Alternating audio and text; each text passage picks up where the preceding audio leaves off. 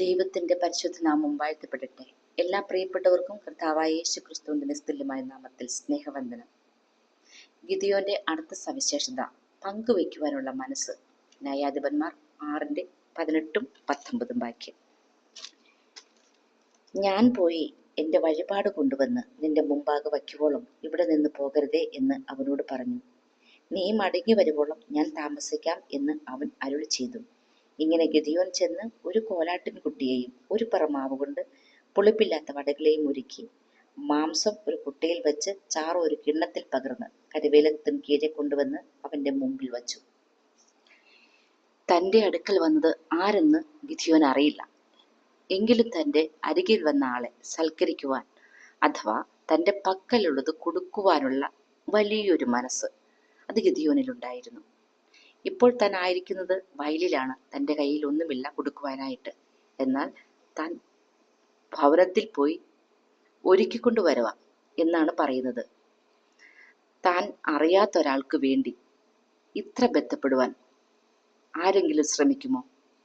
എന്നാൽ ഗിദിയോന്റെ ജീവിതത്തിൽ അങ്ങനെ ഒരു മനസ്സുണ്ടായിരുന്നു. തൻ്റെ മുന്നിൽ വരുന്ന ഏതൊരു വ്യക്തിയെയും വെറും കയ്യോ വിടാതെ സൽക്കരിക്കുവാനുള്ള നല്ലൊരു മനസ്സ് ഗിദിയോനിലുണ്ടായിരുന്നു. ഒരു കോലാട്ടിൻകുട്ടിയുടെ മാംസം, ഒരു പറമാവിന്റെ വട, ഇതെല്ലാമാണ് ദൂതന്റെ മുമ്പിൽ വച്ചത്. അന്നത്തെ ഇസ്രായേൽ മക്കളുടെ ജീവിത സാഹചര്യം നമ്മൾക്കറിയാം. 6:1 വാക്യങ്ങൾ നമ്മളത് കാണുന്നുണ്ട്. അവർ അധ്വാനിച്ചുണ്ടാക്കുന്ന അവരുടെ വിളകളെല്ലാം മിഥ്യാന്യർ വന്ന് പിടിച്ചു കൊണ്ടുപോകും. അവരുടെ ആടുമാടുകളെല്ലാം അവർ കൊണ്ടുപോകും.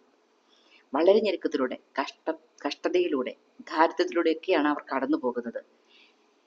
എങ്കിലും ഗിദിയോന് തൻ്റെ പ്രാപ്തിക്ക് മീതെ തനിക്കുള്ളത് പങ്കുവയ്ക്കുവാനുള്ളൊരു വലിയ മനസ്സ് ഗിദിയോനിലുണ്ടായിരുന്നു.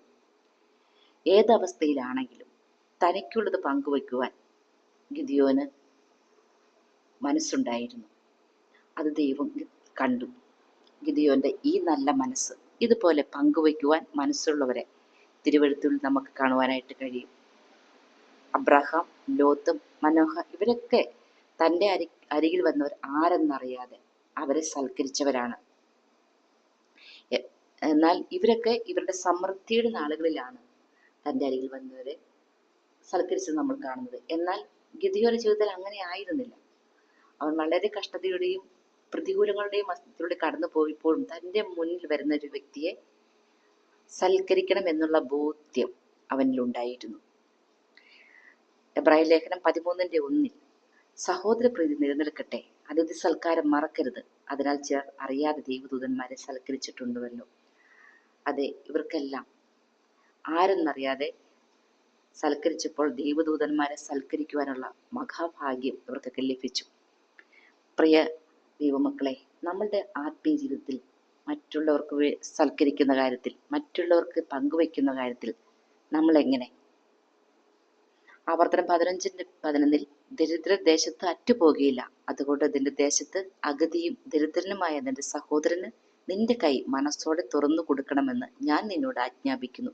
പറയുകയല്ല, മനസ്സോടെ തുറന്നു കൊടുക്കണമെന്ന് ആജ്ഞാപിക്കുകയാണ്. ദരിദ്രനായ തൻ്റെ സഹോദരന്റെ നേരെ നമ്മുടെ കൈ മനസ്സോടെ തുറക്കണമെന്നാണ് ഇവിടെ പറയുന്നത്. പ്രിയപ്പെട്ടവരെ, നമുക്ക് നൽകുന്ന ദൈവിക നന്മകൾ മറ്റുള്ളവർ കൂടി പങ്കുവയ്ക്കപ്പെടണം എന്നാണ് ദൈവം ആഗ്രഹിക്കുന്നത്. അങ്ങനെ തന്നെയാണ് നമ്മളെ ഈ ലോകത്ത് കർത്താവ് ആക്കി വെച്ചിരിക്കുന്നത് സൽപ്രവർത്തികൾക്കായിട്ടാണ്. അതിൽ ഏറ്റവും നല്ല ഒരു കാര്യമാണ് പങ്കുവയ്ക്കുക എന്നുള്ളത്. തങ്ങൾക്കുള്ളത് മറ്റുള്ളവരുമായി പങ്കുവയ്ക്കുക എന്നുള്ളത്. തൻ്റെ സഹോദരങ്ങൾ ഏതവസ്ഥയിലൂടെയാണ് കടന്നു പോകുന്നതെന്ന് മനസ്സിലാക്കുമ്പോൾ അവരുടെ ആ അവസ്ഥയെ നമ്മൾക്ക് സഹായിക്കാൻ കഴിയുമെങ്കിൽ നമ്മളുടെ കൈകൾ അവർക്കായി തുറക്കുവാനായിട്ട് ഇടയാകട്ടെ. എല്ലാ നന്മയിലും ഓഹരി കൊടുക്കണം. നന്മ ചെയ്യുന്നതിൽ മടുത്തു പോകരുത്. ഗലാത്യ ലേഖനത്തിൽ അതാണ് പറയുന്നത്. ഔദാര്യ മാനസൻ പുഷ്ടി പ്രാപിക്കും, തണുപ്പിക്കുന്നതിന് തണുപ്പ് കിട്ടും. സദൃശ്യവാക്യങ്ങൾ 11:24-25 വാക്യം. അതെ, നമ്മൾ മറ്റുള്ളവരെ തണുപ്പിക്കുന്നവരാവാൻ നമുക്കിടയാകട്ടെ. ഈ ഗിദിയോന്റെ പങ്കുവയ്ക്കുവാനുള്ള മനസ്സ് നമ്മളിലും ഈ നാളുകളിൽ ഉണ്ടാകുവാനായിട്ട് ദൈവം ഓരോരുത്തരെയും സഹായിക്കട്ടെ. തൻ്റെ സഹോദരൻ ഏതവസ്ഥയിലൂടെ കടന്നു പോകുന്നു മനസ്സിലാക്കുമ്പോൾ നമ്മൾക്ക് അവരെ നമ്മൾക്കാവുന്നവണ്ണം സഹായിക്കുവാനായിട്ട്, തങ്ങൾക്കുള്ളത് പങ്കുവയ്ക്കുവാനായിട്ട് വരുന്ന ദിവസങ്ങളിൽ ദൈവം നമ്മളെ എല്ലാവരെയും സഹായിക്കട്ടെ. ദൈവത്തിൻ്റെ പരിശുദ്ധ നാമം വാഴ്ത്തപ്പെടുമാറാകട്ടെ.